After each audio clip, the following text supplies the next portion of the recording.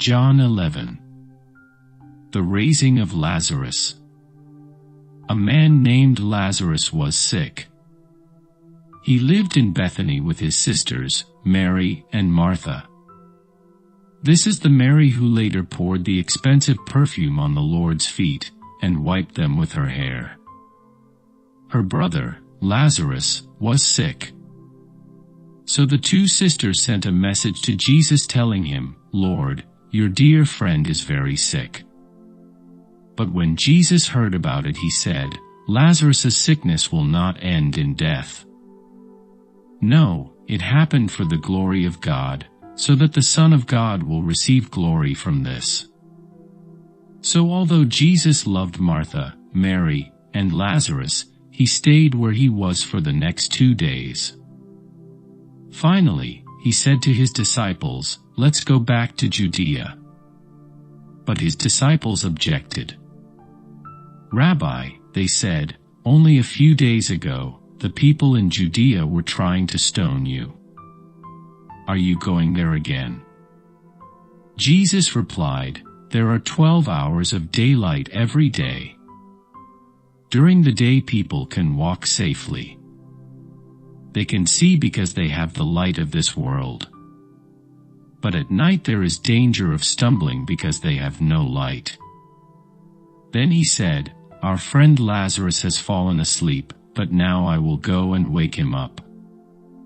The disciples said, "Lord, if he is sleeping, he will soon get better." They thought Jesus meant Lazarus was simply sleeping, but Jesus meant Lazarus had died. So he told them plainly, "Lazarus is dead. And for your sakes, I'm glad I wasn't there, for now you will really believe. Come, let's go see him." Thomas, nicknamed the twin, said to his fellow disciples, "Let's go too, and die with Jesus." When Jesus arrived at Bethany, he was told that Lazarus had already been in his grave for 4 days. Bethany was only a few miles down the road from Jerusalem, and many of the people had come to console Martha and Mary in their loss. When Martha got word that Jesus was coming, she went to meet him. But Mary stayed in the house. Martha said to Jesus, "Lord, if only you had been here, my brother would not have died. But even now I know that God will give you whatever you ask." Jesus told her, "Your brother will rise again."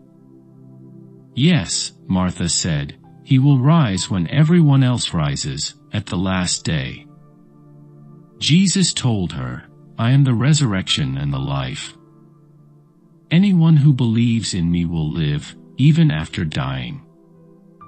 Everyone who lives in me and believes in me will never ever die." "Do you believe this, Martha?" "Yes, Lord," she told him.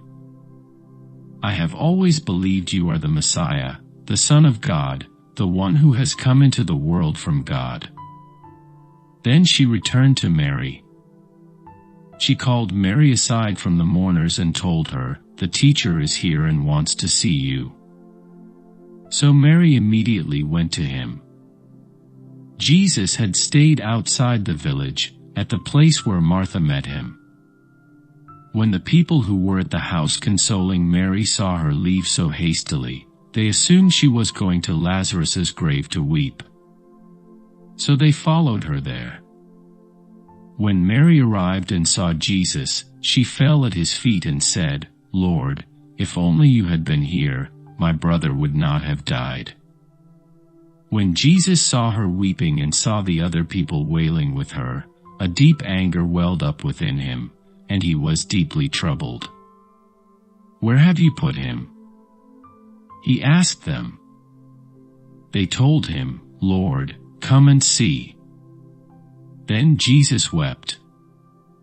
The people who were standing nearby said, "See how much he loved him." But some said, "This man healed a blind man. Couldn't he have kept Lazarus from dying?" Jesus was still angry as he arrived at the tomb, a cave with a stone rolled across its entrance. "Roll the stone aside," Jesus told them. But Martha, the dead man's sister, protested, "Lord, he has been dead for 4 days. The smell will be terrible." Jesus responded, "Didn't I tell you that you would see God's glory if you believe?" So they rolled the stone aside. Then Jesus looked up to heaven and said, "Father, thank you for hearing me. You always hear me, but I said it out loud for the sake of all these people standing here, so that they will believe you sent me." Then Jesus shouted, "Lazarus, come out." And the dead man came out, his hands and feet bound in grave clothes, his face wrapped in a headcloth.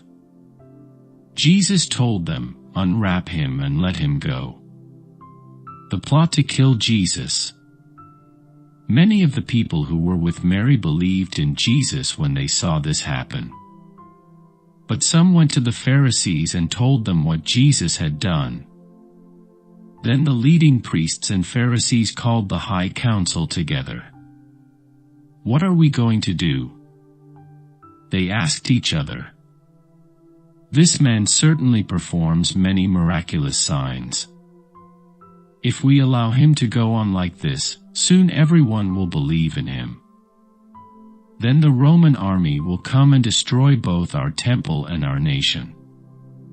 Caiaphas, who was high priest at that time, said, "You don't know what you're talking about. You don't realize that it's better for you that one man should die for the people than for the whole nation to be destroyed." He did not say this on his own. As high priest at that time, he was led to prophesy that Jesus would die for the entire nation. And not only for that nation, but to bring together and unite all the children of God scattered around the world. So from that time on, the Jewish leaders began to plot Jesus' death. As a result, Jesus stopped his public ministry among the people and left Jerusalem. He went to a place near the wilderness, to the village of Ephraim, and stayed there with his disciples. It was now almost time for the Jewish Passover celebration, and many people from all over the country arrived in Jerusalem several days early, so they could go through the purification ceremony before Passover began. They kept looking for Jesus, but as they stood around in the temple, they said to each other, "What do you think? He won't come for Passover, will he?" Meanwhile, the leading priests and Pharisees had publicly ordered that anyone seeing Jesus must report it immediately so they could arrest him.